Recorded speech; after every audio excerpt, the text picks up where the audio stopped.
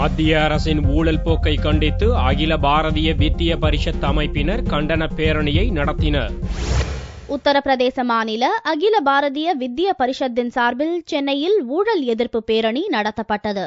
சென்னை ராஜரத்னம் அரங்கத்தில் துவங்கிய பேரணி புதுப்பேட்டை வழியாக சென்று சிந்தாதிரிப்பேட்டை வரை நடைபெற்றது.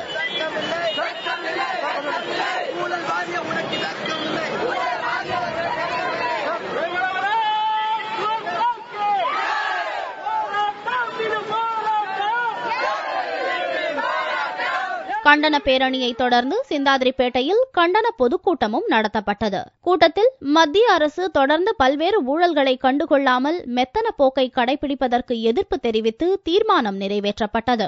இதுகுறித்து பேசிய இந்த அமைப்பின் ஒருங்கிணைப்பாளர் சுப்பையா, தேசத்தில் புரையோடி கிடக்கும் ஊழலை எந்த அரசும் கண்டுகொள்ளாமல் அதிக ஊழல் செய்தது யார் என்பதில் போட்டி நிலவுவதால் இளைஞர்களின் மூலம் பொதுமக்களுக்கு விழிப்புணர்வை ஏற்படுத்தவே இதுபோன்ற பேரணி நடத்தப்படுவதாக தெரிவித்தார். இந்த நாட்டினுடைய நலனை பாதிக்கிற ஊழலையும் கருப்பு பணத்துக்கையும் அகைன்ஸ்டா நம்ம போராடணும், அதை நிறுத்தணும், நம்ம பணம் நம்மகிட்டே இருக்கணும், ஊழல் செய்யக்கூடாது உணர்வை மக்கள் மத்தியில் உண்டு பண்ணி மக்கள் பெருமளவில் எழுச்சி ஏற்பட்டு நம்ம மக்கள் மத்தியிலிருந்து தான் இதை கொண்டு வர வேண்டியிருக்குது. ஏன்னா அரசியல்வாதிகள் செய்ய மாட்டாங்க.